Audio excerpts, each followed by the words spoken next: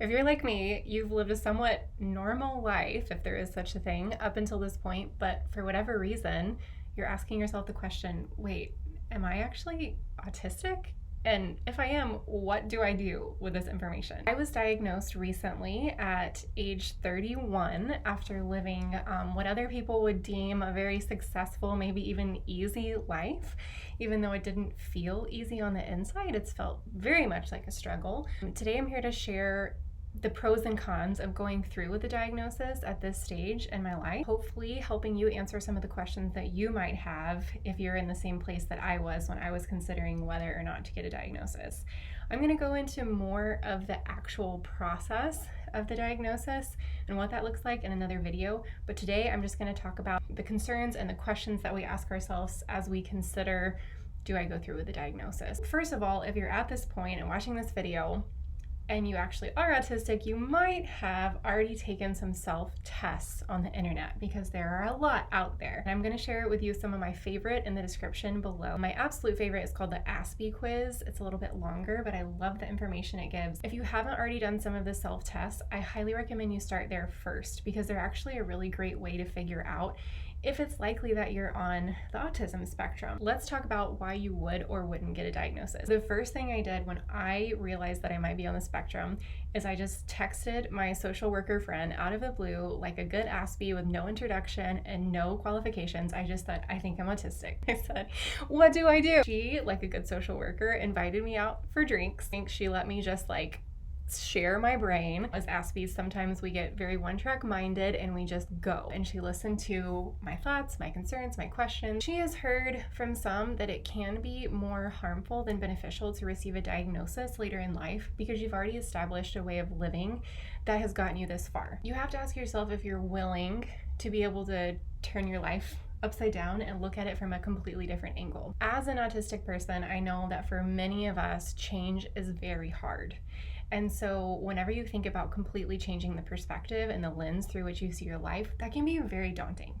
That being said, I want to share with you a quote that I found that sums up for me how I feel like it was to go through with the diagnosis. So this is from one of my favorite psychologist authors. I've read a lot of them. Lindsay C. Gibson. She's not necessarily, she doesn't really write about autism, but I really love her style, and she's just one of those people when you read her you're like, oh my gosh, she understands me and she understands humanity. Like, her work is just truth. It says, when I see the faces of clients who are discovering their true feelings for the first time, their expressions reflect a sense of wonderment and peace.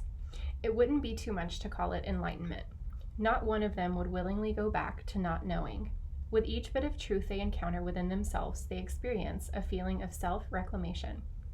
Despite any regrets they may have, an unmistakable sensation of wholeness comes over them, and they feel as if life is starting over from this new point. And I can honestly say that that has been the experience for me, although it definitely hasn't been rosy and beautiful the whole way through.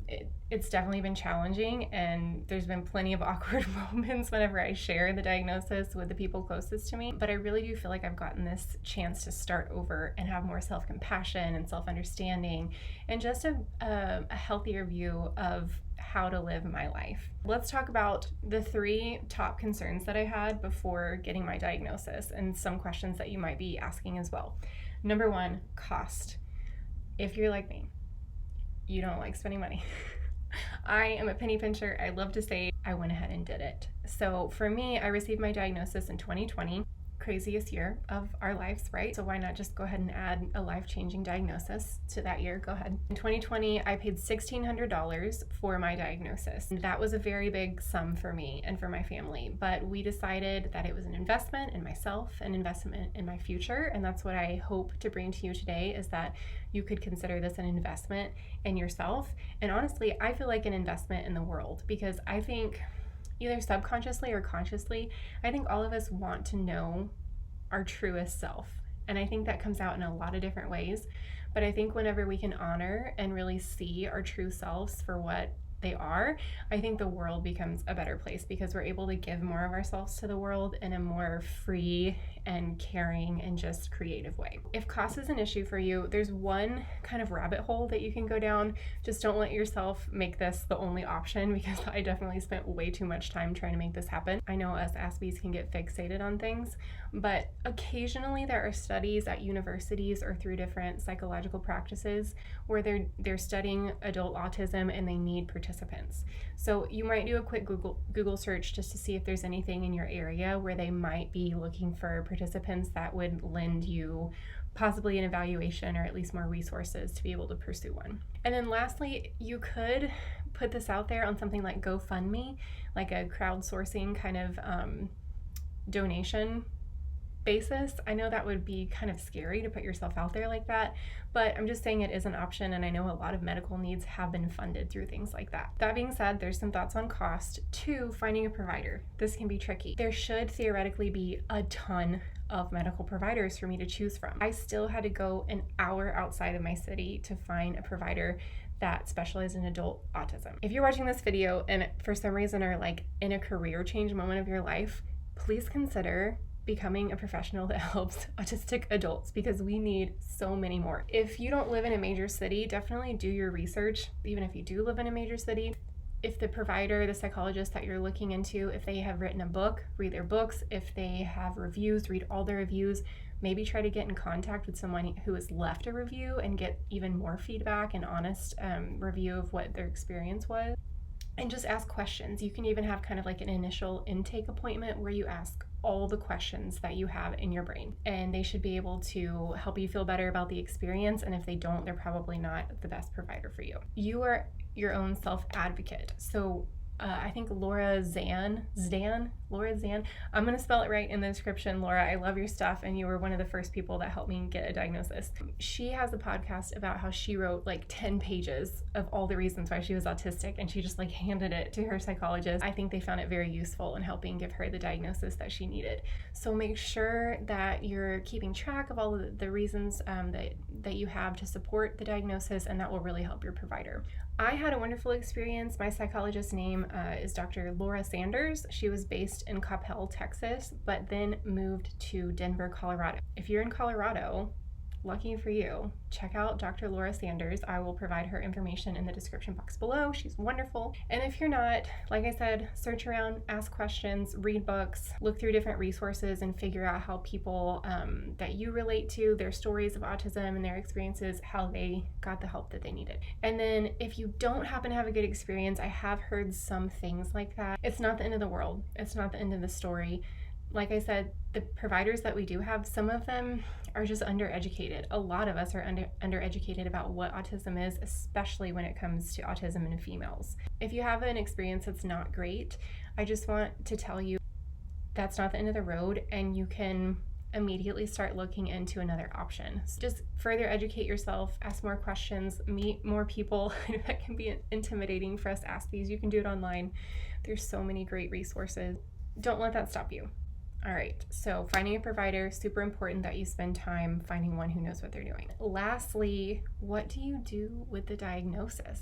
What if you get the diagnosis that you thought you were gonna get? What if you don't get the diagnosis that you thought you were gonna get? I struggled so much with both of those questions because as an Aspie, I researched the heck out of autism, and I knew that I was autistic. It was just one of those things. I felt it in my soul. It explains so much. More videos about that later. I can't wait to share the journey with you. But I was worried that when I received my diagnosis, it wouldn't match up with what I felt.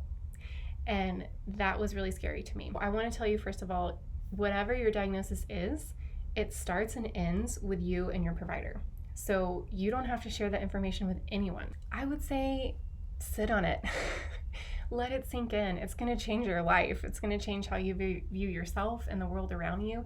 And there's no need to do anything with it quickly unless you just want to. So for me, I shared it with my husband, who I'm lucky was super supportive the entire way. And then gradually started sharing my diagnosis with other people as it felt more appropriate and as I started learning how to talk about it a little bit more.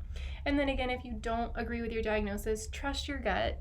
start saving up for the next round with a different provider. There is help out there for you, and more people are becoming educated every day about how to help autistic women.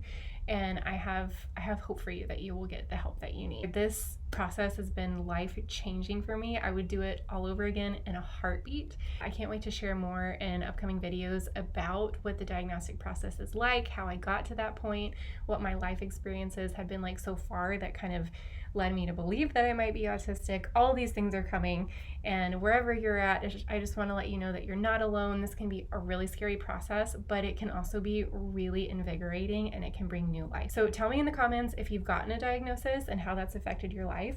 If you haven't, what's holding you back, and how can I help? What questions can I answer? Check out the description for a lot of resources. I'll probably post more than I said I would. Yeah, I hope everybody has a great day. Thanks for watching.